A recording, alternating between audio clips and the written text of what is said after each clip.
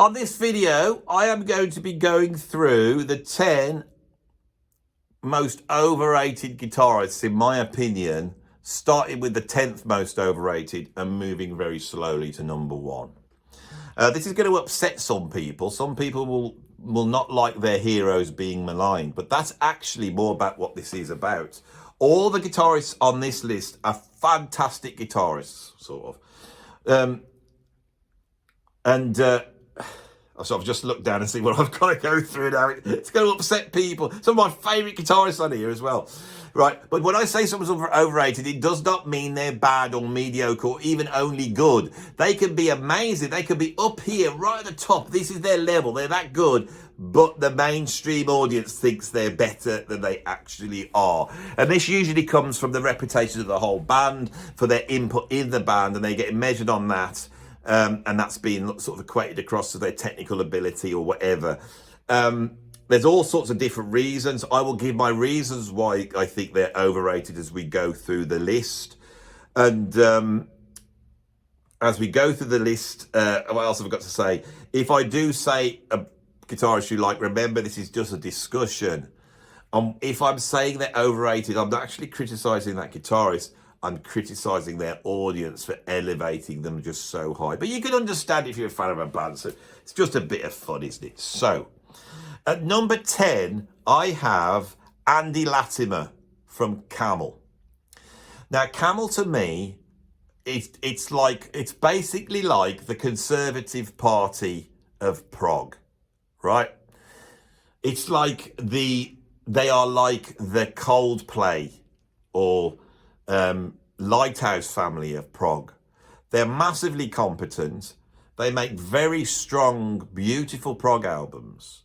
But the thing with Camel is there's an edge to the early prog bands. There's an edge. They're connected to quite anarchic bands. You know, the early bands like Soft Machine and the early Pink Floyd and a lot. There's a Frank Zappa. That's avant-garde and experimental, chaotic music. And when you listen to something like Yes, you listen to Gates of Delirium, or you listen to any of the ELP stuff, or King Crimson or Van de Graaff Generator, all of them have that dark chaos in there. Even Yes do. Camel, who I think emerged around about 1973, are really like sort of the record company's idea for me of what a progressive rock band should be. You take all the elements together, take a little bit of Genesis, take a little bit of Yes, and you put it all together and you get this sort of idealized idea of progressive rock that has none of the rough edges. Now, I know people who watch this channel really like Camel because there's hardcore progressive rock fans. I am not a hardcore progressive rock fan. I like all styles of music, but I've never been keen on stuff which is a little bit on the sort of middle of the road side, and that's what I hear. And within that is the idea of the Andy Latimer guitar solo, right? Now, Andy Latimer for me is he's what I call a tasteful guitar player. He's got some lovely bends and a nice guitar solo. He's in the same bracket to me as Mark Knopfler.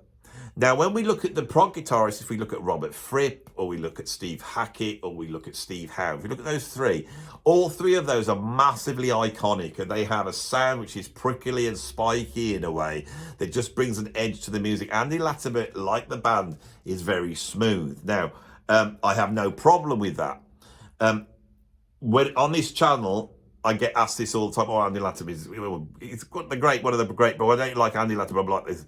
I do like him, and I think he's a very good guitarist. But I think within the prog world, he gets elevated up because the fact that the stuff is so soft. Now, there's nothing wrong with that. But I feel he's only at number 10, so I'm only saying he's a little bit overrated. But I just don't want to hear any more people telling me that Andy Latimer is the greatest guitarist of all time, and I've got to go and check him out. So that's who I've got at number 10. At number 9, I have internet guitarists who don't play in band. Now, I've just done a whole video on this. The internet, primarily like TikTok, Instagram, and to some extent YouTube, has created these new guitar heroes. These are guys that sit with their head down, and their guitar on their lap up here, right? They are sat with their computer in the background and they're playing through a virtual amp into their computer over a backing track, and they've got their little iPhone and they're filming themselves. And they get up in the morning and they've got a guitar solo that they've been working on for like, you know, a month until they've got it note perfect. And then they sit down and they record it over and over again until they get a perfect take, and then they put it out, and then all the other guitarists go, oh, that's incredible, because they're doing all the same stuff. They all sound the same, they all play the same, they all have the same tone. And the biggest problem with them is nobody's actually doing the job of what a guitarist is supposed to do. Guitar solos, all that stuff, that's secondary. Guitarists are supposed to play in a band. They're supposed to stand up on stage, right? That's what the guitar is there for. The guitar is a unique instrument. It's a unique instrument because you can play chords and melodies on it. You can carry it round. You can take it to the beach if you've got an acoustic guitar and sit around with some girls and entertain them by singing nice songs that they're liked by the Beatles. Or you can plug it into an amp, and because it's electric, it doesn't feed back, and you can turn it up loud and it will distort. And when it distorts, the chords sound heavy. And when it distorts, the notes scream like a saxophone player or an incredible soul singer. And you can do all that and sling it over your back and go home at the end of it, right? The guitar has an iconic shape. It's masculine and feminine at the same time. The guitar hero cups that guitar as they would a baby or a beautiful woman that they're about to make love to. This is what the guitar is. That is all gone from these guys sat at home, right? The chances of them making love to anything is very low, I think, right? And they sit there holding this stupid guitar with too many strings on it and pickups all over the place and flashing lights while they go like that, right? And they don't know how to stand up and make a shape on stage. That's what I've got at number 9, is internet guitarists who don't play in bands. If you're an internet guitarist, go and join a band. Get up on stage, walk to the front of the stage and play your part and sell it to the person in the front row. And when you can do that, then you can start doing some guitar solos. Right. At number 8, I have the jazz guitarist Julian Lage. Julian Lage. Now, I don't go for more than a couple of days without somebody messaging me saying if you checked out Julian Lage. And I've checked him out. He's a good guitarist. Yeah, pretty good. But why is everyone saying he's so great? I don't get it. And even our Lord and Master Rick Beato, you know, the Mozart of the music YouTubers, you know, that we all bow down to, he came on and he had Julian Lage on. He said, this is the greatest guy of them all. This is the one. Him there, Julian. And he came out and played the guitar. He's pretty good, yeah. Pretty good. I've listened to so much of his stuff. I don't know what is so good about it. I feel a little bit the same about Kurt Rosenwinkel. He's a great jazz guitar. They're fantastic. But they seem just like the product of all the guitarists before. It's like you take a pinch of Pat Metheny, a pinch of Michael Stern, a pinch of Alan Holdsworth, a pinch of Schofield, you mix it all up, say the magic words, and you've got that sound.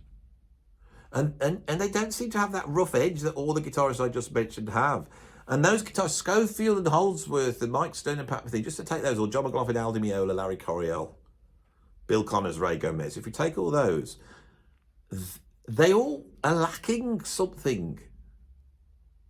So if you're Alan Holdsworth, you don't alternate pick, you don't bend the notes, you don't strum chords.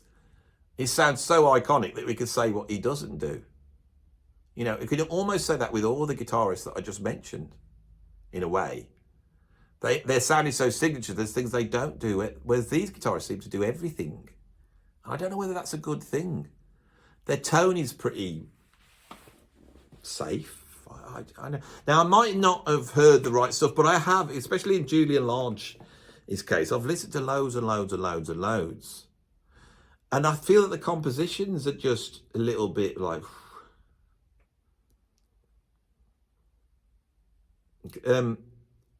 Colin Edwin has just, who's a bass player of... was the bass player of Porcupine Tree. He sent me an album over. It's like a jazz fusion album. Can't remember the title of it. We will be talking about it on the channel soon, so keep an eye out for that. But it's basically a jazz fusion, a jazz album. And on this album, there's this guy playing what's called fractal guitar. And he's got these guitars going through these long delays and long feedbacks and building up all these polyrhythmical stuff. When I heard it, I thought, my God. And then the other guy on the album's playing fretless guitar, and it's like really interesting. And I thought, there's all this going on. Right, and yet we're championing people like Julian Lage, and I'm not criticising Julian. He's a great guitarist, and I more strength to him. Julian, get out and play your stuff. I'm sure he hates the hype. It can't be great having all this hype, and you know there's a whole bunch of guys around there doing interesting stuff as well as you. I don't know. So Julian Lage represents that sort of modern jazz guitarist, right? Right. The next one's a bit of a joke. So at number 7.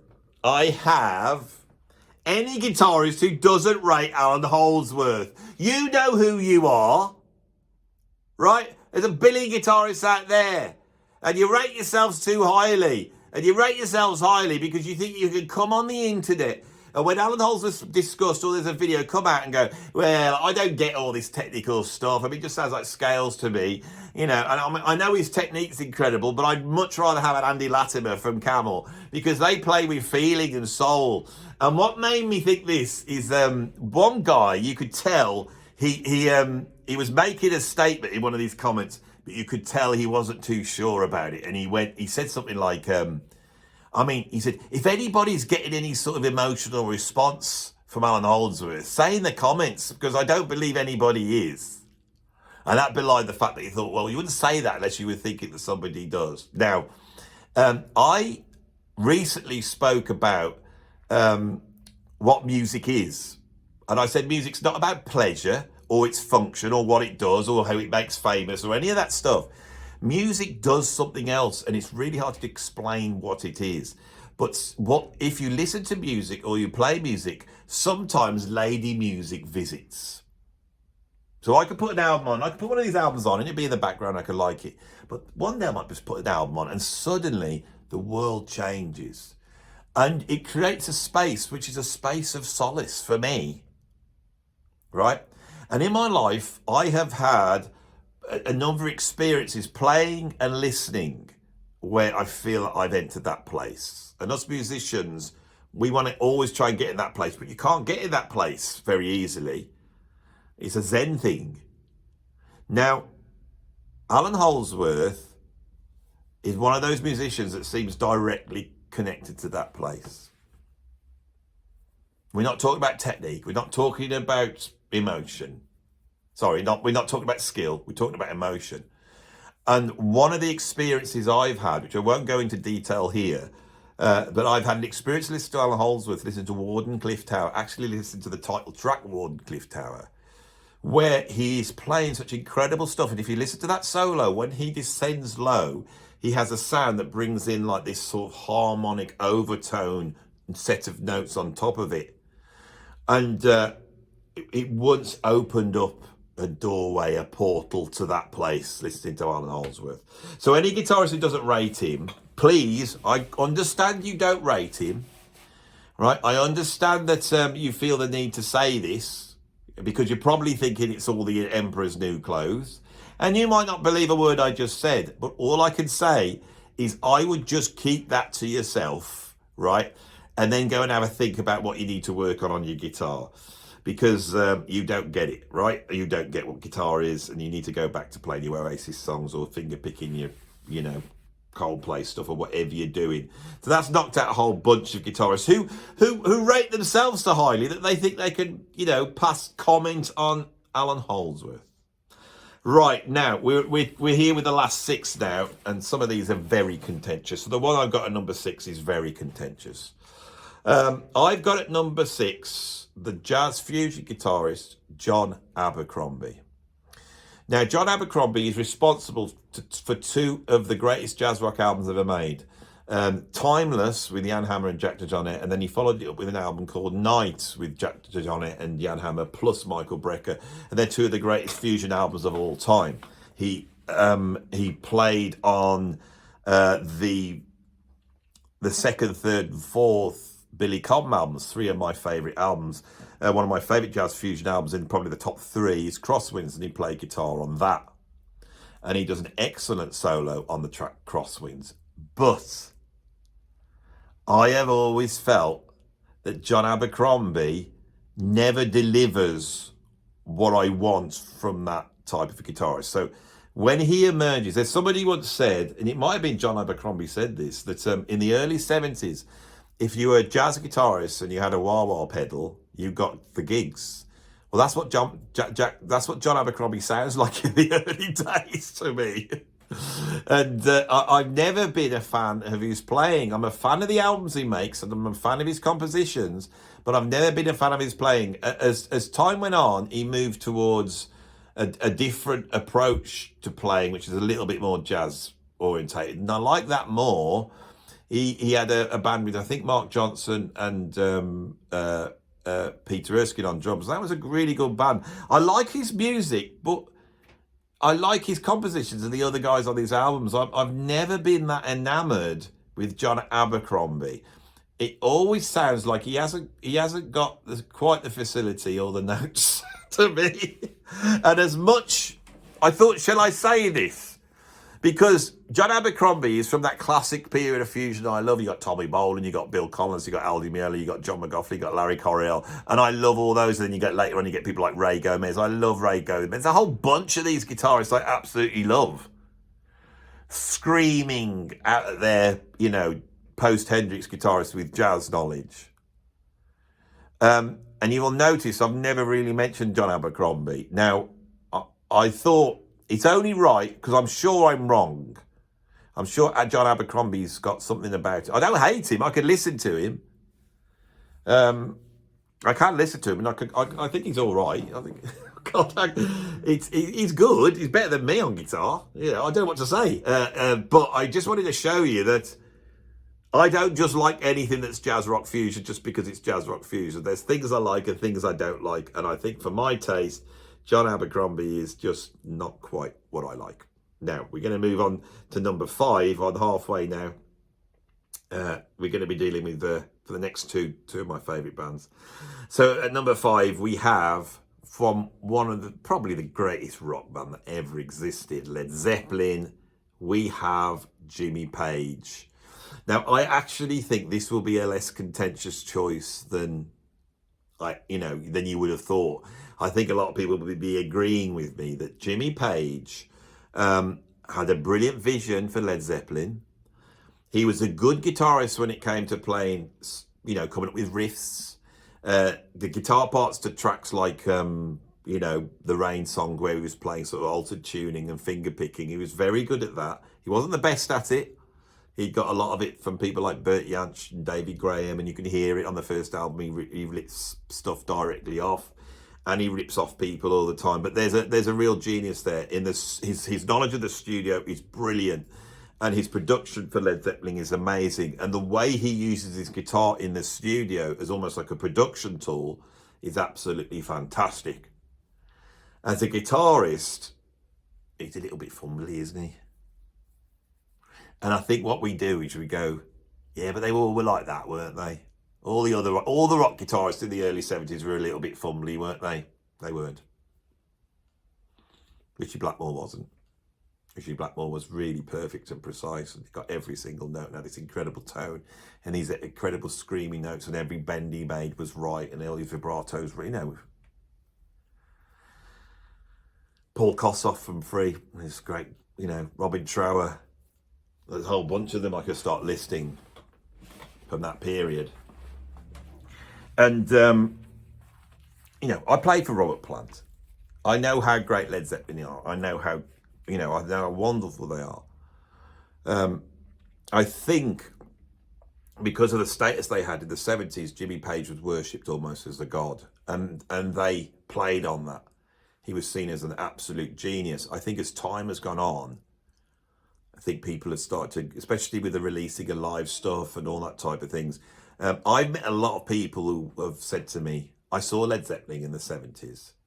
And I go, what was it like? So, well, Jimmy Page was just downing tons of Jack Daniels and he just wasn't playing that well. And so there's a reputation there. But is it warranted? And then once Zeppelin stopped, and his great vision, which was Led Zeppelin, is no longer there. He does some solo albums. He does the album with David Coverdale, it's pretty good. He does the Outrider album. But this is all 40 years ago. He hasn't done anything since. And he's just become like the keeper of the Zeppelin fire. as though he can't do anything new. There's nothing new there, as opposed to someone like Jeff Beck, who was innovating right to his last breath. So I put him high on this list. You know, he is at number 5, but I think he's dropping down because I think people are starting to think that. I'm not knocking him. Jimmy Page is his brilliance and genius is Led Zeppelin and what went in there. But when it comes to a rock guitar solo, you know, especially live, I mean, his guitar solo on song Stairway to Heaven is just iconic and incredible.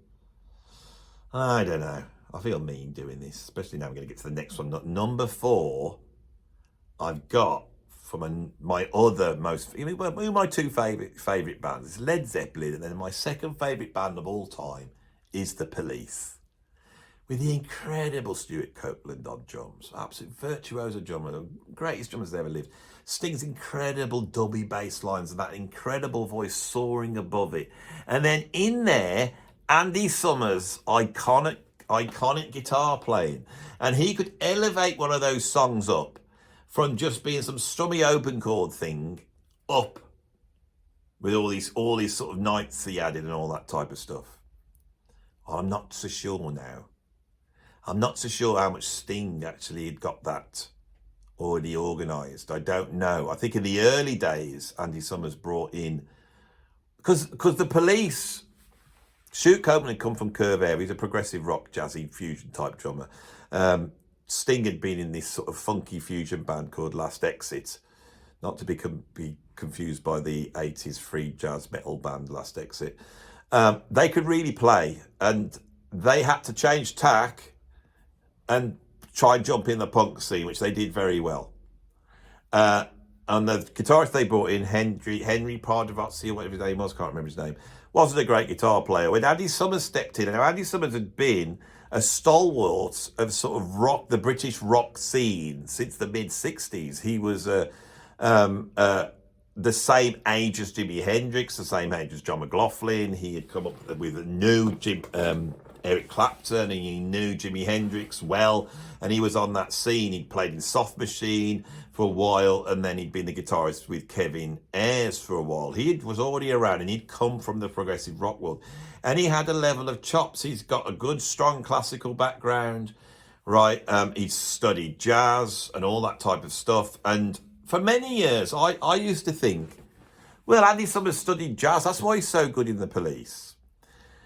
And when he does a guitar solo in The Police, they might sound really rubbish, but the reason why they sound rubbish is because he's being all punkified and just throwing in random notes and stuff like this. And that's what I used to think.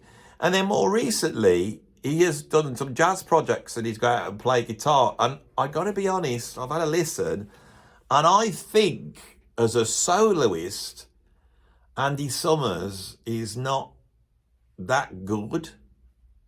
I hope he's not watching. You can imagine if Andy Summers is watching this. He knows his stuff, and he's got. But I feel that he really, his roots are back in the 1960s, and at that point, you know, the guitarists that were on the scene then, the whole thing hadn't been developed soloing wise. It was people like Jeff Beck and John McLaughlin, Hendrix and Eric Clapton that were creating that vocabulary. But people like Pete Townsend, they didn't have that vocabulary. They had something else, and that's what I hear when I listen to Andy Summers. And then on top of that, I do question, and I might be wrong here because this is just this discussion point, how much he actually created those guitar parts. Because if you check out Sting, if you check out Sting's guitar playing, he even plays the bloody lute. He does all this finger picking stuff and all this voicing and all that type of stuff. And I think Sting had a backlog of songs when he joined The Police. He'd been writing songs for years. He was a master songwriter. And I don't believe he just brought those in and said, oh, I've got this song, it's A minor, G and F, you know. And then I don't believe that. I think Sting was supplying so much more. And I think the problem with The Police had was Sting was such a genius. They were brilliant musicians, but they just couldn't quite compete against Sting, who was such an unbelievable musician, right? And had it all.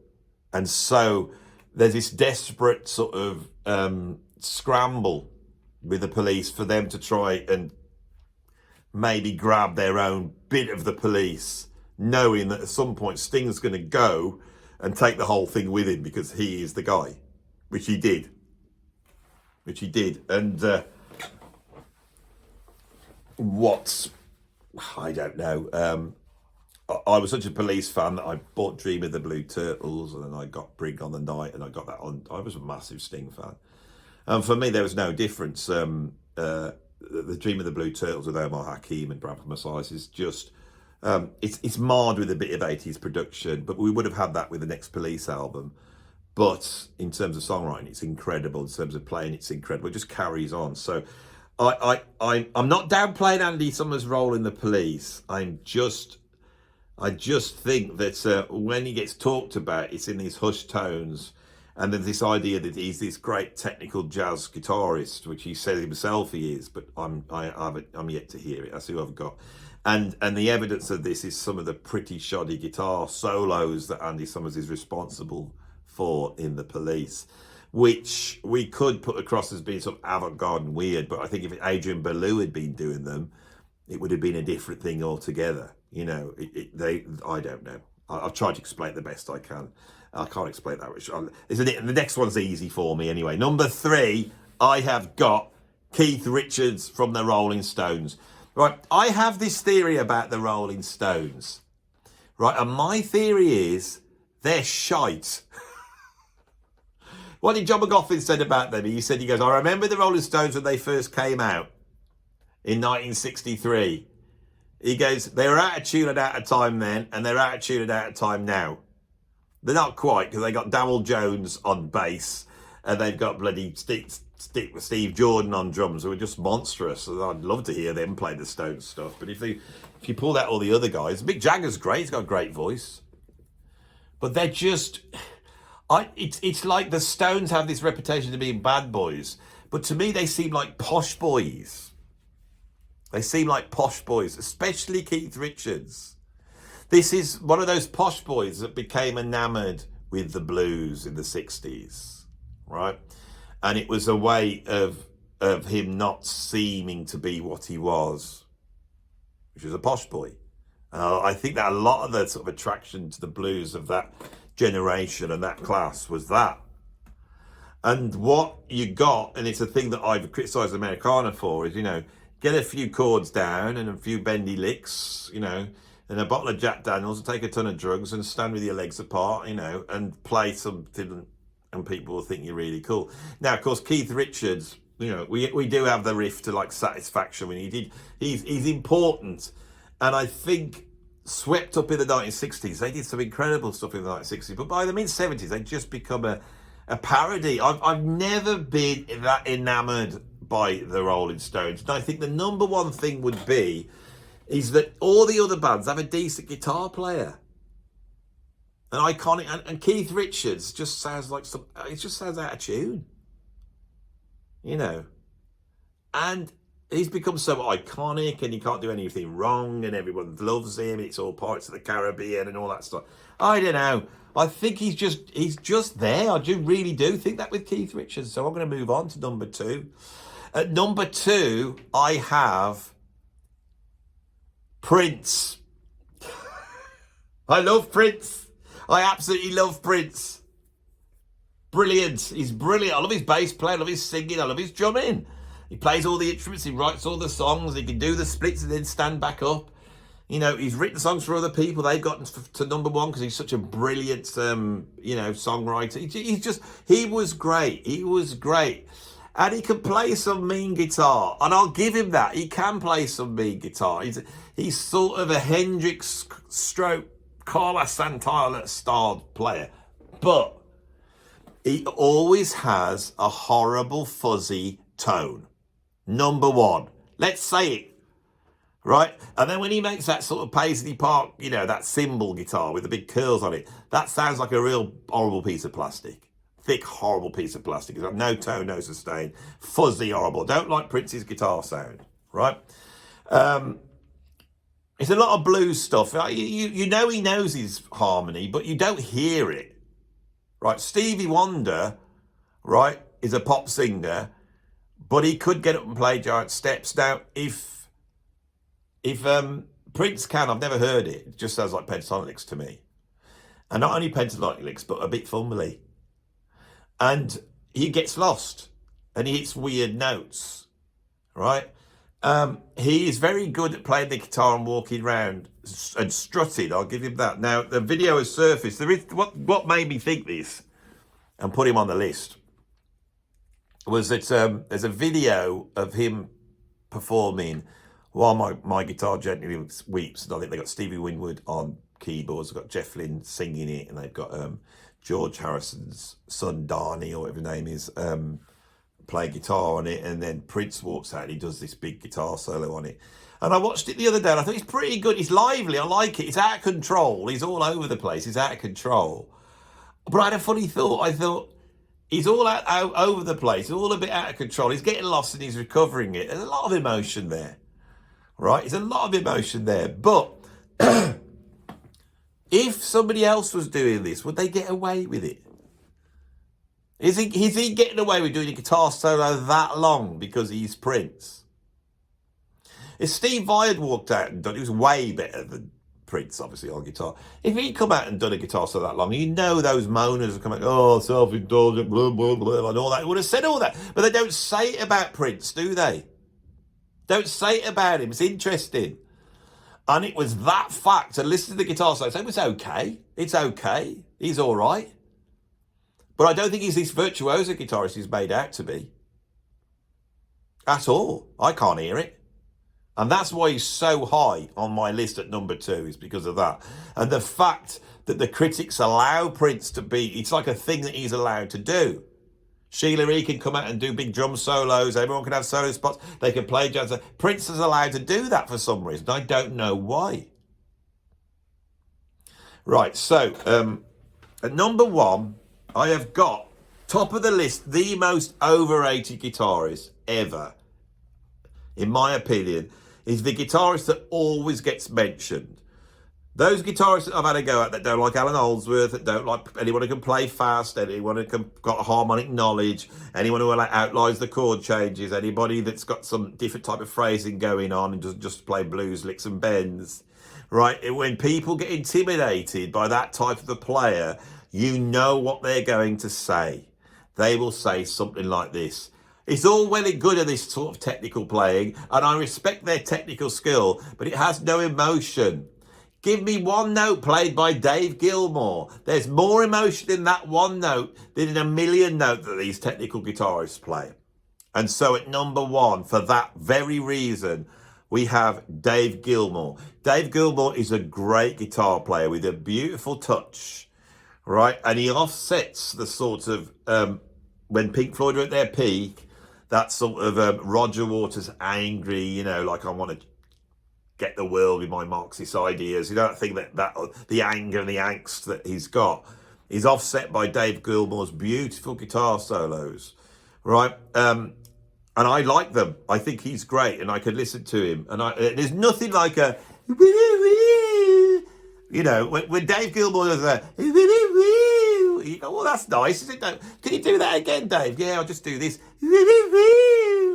And you've got to give him, but the thing is, you can't come along and diss all these absolutely incredible guitarists with, you can't do it. It's not allowed. Right? Dave Gilmour, and I know you love him. It's great that you love him. You know why you love him? Because your ears aren't good enough to be able to understand the jazz. And that's the truth, and you can't tell anybody this. I don't believe you, Andy. I just don't believe you. This is just it's the Emperor's New Clothes. There's no such things as notes and harmonies. There's just pentatonic blues and woo-woo. That's all there is. Don't come at me with these fancy notes that just sound like they're out of tune to me. I don't like things that sound out of tune. I don't like fast stuff. I don't like complex stuff. I like something I can follow and sing along to and tap my foot to. I don't want to get too stressed out by anything. Dave Gilmour's perfect for me. You know, the guitarist you like, it's the equivalent of like some illegal bootlegging liquor. He says that's what you like. It's harsh and it does your head in. Dave Gilmour's more like Horlicks. I love Pink Floyd. I love Dave. I'm not putting this guy down, but just put it into perspective. Put it into perspective. Right, you know. I mean, the thing that undoes Pink Floyd is Roger Waters just takes over, doesn't he? And he goes all political. And that happens on the Wall. And I'll tell you something I've noticed. 20 years ago, everyone would have talked about the Wall like they would have Dark Side of the Moon, but they're not anymore. Many people are coming out and going, what are the 3 greatest albums by Pink Floyd? Dark Side of the Moon, Animals, Wish You Were Here. That's what they keep doing. The Wall's going away because everybody knows if you put the Wall on, it just goes on for too long and it's just so boring, right? Everyone knows that, you know. So there's an interview with Lee Ritenour, and he actually he plays guitar on the Wall. But he was actually brought in at one point because he's a jazz guitarist to give Dave Gilmour some ideas. Because the Pink Floyd, I've called them the Pink Floyd, that they used to do in 1966. Because Pink Floyd, right, when they were making The Wall, who were they listening to? All those LA studio players that we all love. You know, the Lee Ritenours, Larry Carltons, the Alan Holdsworth, all those players, that's who they're listening to. Of course they were. They're listening to it and going, oh, I've got no ideas. Well, get Lee Ritenour in. He can give you a few licks to play. All right, then, do it then. Ring him up. You know, how much will we pay him? I don't know. How much have we got? I don't know. Pay him £500,000 just to come down. He'll come down. Have you got him on the phone? Yeah. Where is he? What, is he in another country? Tell him it's £500,000. Oh, is he coming now? Yeah. Anything he wants. Yeah, just give it to him. Just get him over so he can give me some ideas. Is he coming now? Brilliant. You know, it's like when you're making an album and it's taking that long and you're getting a guitarist to give you ideas at Lee Ritenour's level and paying them just to come down, it's like everything's gone wrong. And that's what it sounds like. They go from being the most out there improvising or sort of incompetent psychedelic band with this mad, you know, psychedelic fairy pixie fella on at the front, and they end up just being like, you know, sort of Jeremy Clarkson Top Gear music. And it's Dave Gilmour's guitar solos in there, and they're great. But bloody hell. You know, it's executive rock. And anybody who likes it, there's nothing wrong in liking it, but just don't elevate it up. Don't overrate David Gilmour. Let him be who he is. Let him be. Leave him. He's a guitarist. He sings a bit. He writes some songs. He plays in Pink Floyd, right? And he's pretty good on guitar. And he can pick up the guitar and he can play the guitar and Pink Floyd and get away with it. Just some nice guitar solos. Very, very good he is. He's very, very good. Let it be like that. Let it be like that. Right. Right, we're at the end of the video. If you like this, stick a like on it. If you want to see some more, subscribe. If you want to support me, please go over to Patreon and you can support me over there. And if you don't want to support me on Patreon, but you do want to support me financially because you realise that I'm making a living from this and my kids won't eat unless there's a little bit of money in there every month, then you could go help my kids eat. But you got to do it now. I've done so many of these videos today. I'm doing 4 videos. I'm on the 4th. Look at my voice. It's going. I've still got one more to do. 10 underrated guitarists. And I'm getting irate. And I'm shouting and my voice is going. So, you know, help me out with the doctors and all those bills I got to pay to get my voice back on track by going over to my PayPal YouTube tip jar. Set some money in there. Nice to see you. See you on the next video. Bye-bye.